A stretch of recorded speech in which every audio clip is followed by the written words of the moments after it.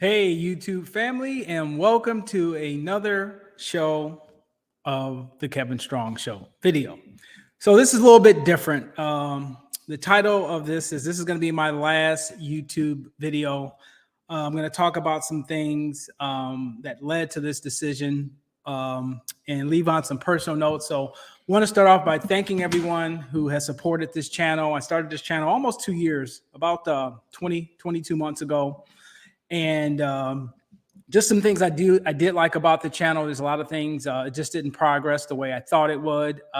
Once again, I do appreciate the support. So without further ado, let's go ahead and get on with this. So one of the things I just wanted to talk about, it's just the state of affairs. And what I mean by that is just what's going on in our country and globally. I'm not going to comment politically or geopolitically on one side or the other, whether you're talking about what's going on with Israel or Ukraine or anything like that. It's just a sad state of affairs to the point where we're on the cusp of possibly going to war, or we're probably already in it.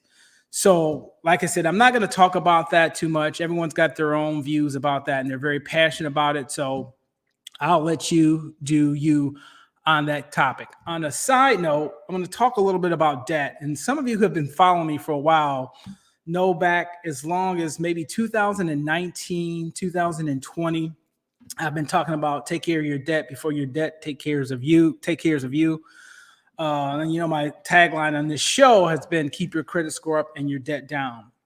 I think this is probably one of the most devastating things that's going to be a burden to the middle class, at least for the next 10 or 20 years. I think that window has basically closed for most folks. So I think a lot of people from a debt standpoint might be able to recover, but they'll be in a survival mode. I don't think they'll be in a prosperity mode. So what do I mean by that? Housing is just out of whack, right? Housing has been out of whack. I'll be the first to admit that I thought we would see a significant housing pullback, and we have not. I definitely got that wrong. What I did get right years ago when the George Floyd thing first popped off is I talked about this is not about people perceiving police excessive force and things like that. Something happened in our society when the healthcare crisis popped off, and then that popped off, and it was just something that changed fundamentally in our society in terms of civility and respect for each other. And we have not gotten back to that baseline. And I don't think we ever will, quite frankly, which is really, really sad. But getting back on the debt thing, housing is just out of whack. And you've seen some reports that basically said there's a couple things that have to happen, like home prices have to come down 45%, or wages have to come up 60%. Probably neither one of those two are going to happen. So for a lot of people that are going to be probably priced out of the housing market, your wages are not keeping up with inflation. And for the middle class, it really has been housing or real estate has been a very instrumental vehicle to helping you accumulate wealth and financial security for yourself and for your family. So if that component of accumulating wealth is removed, that automatically pushes you really, really codependent on the system. And some may argue that is by design. On a personal level, I had talked about leaving the state of Washington maybe 3 or 4 years down the line and maybe moving to Thailand. I talked about Greece and some other places. That is removed from my thoughts right now. My plans are to stay in Washington for the immediate future, 3, 4, 5 years. I don't have any plans to leave the state.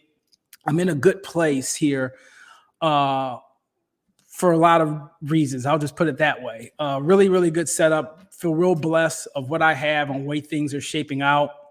So I'm just kind of looking at that from a practical standpoint. I think I might have been going through some type of midlife crisis or something. And I wasn't really, I'm very rational for those people who know me on a personal level. Like I don't get emotional about things. I make very calculated analytical decisions based on short and long-term prognostications. I don't get caught up in emotions, because 9 out of 10 times when you let your emotions lead you on serious decisions, they don't serve you well because the novelty of that decision wears off in time. So that's pretty much the majority of what I wanted to talk about.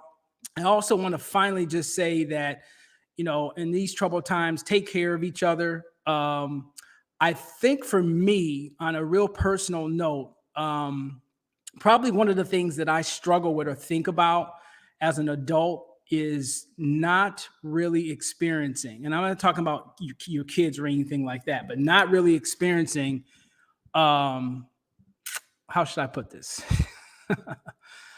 Let's say, let me give you an analogy. Let's say there's a gold medal, right? I mean, there's a Olympic event, and you've got the gold, the silver, and the bronze, and somebody loves you unconditionally to the point where, I mean, you're not always the number one thing, but when it's all said and done, you're getting the gold medal. I can honestly say, I don't think I've ever experienced that.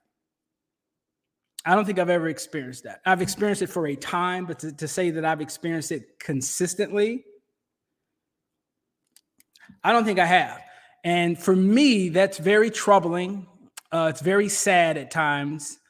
So for those of you who have a significant other and you have a healthy marriage or something like that, I'm not to say that, I've never experienced that, but I guess what I am saying is that I haven't on a consistent long-term basis. And that's something that I think most of us want as human beings. And I think that's very important, if you have it, to hold on to it. You just can't waste time. You just can't waste time. A lot of you know that I'm very, very passionate about health and fitness. And the reason why I talk about that so much, because if you don't take care of yourself, I think it's probably one of the most selfish acts that a human being can engage in, because it just doesn't affect you, right? When you don't take care of yourself and people have to pull away from their lives because grandpa smoked three packs of Camels a day, and now he's got lung cancer. That's affecting his wife. That's affecting his grandkids. That's affecting his immediate family. So your decisions on your health is not just about you. And that's why I'm so passionate about that, because so many people neglect it. They really neglect it. So I'm going to end this video. Like I said, I'm not going to say I'm never going to jump on YouTube or anything like that, but please take care of yourself. And on a final note, I know I keep saying final, but all of these thoughts keep popping in my mind. A lot of the people that I talk to on my day job, ironically, and I was talking to a friend about this, like 90 to 95% of them are married, even though I'm not. And I don't gravitate too much to single guys. I have more serious conversation with the married guys. So I just think that's kind of ironic. Maybe I'm telling myself something, who knows? So once again, I appreciate the support. Appreciate you following me on YouTube. Take care of yourself. Take care of your immediate family. Please, please, please, if at all possible, get a hold of your debt. Make long-term plans. Do not get caught up on emotional things. I think our country's in for a very, very, very rocky period. Take care of yourself. This was the Kevin Strong Show, and I'll see you on the other side.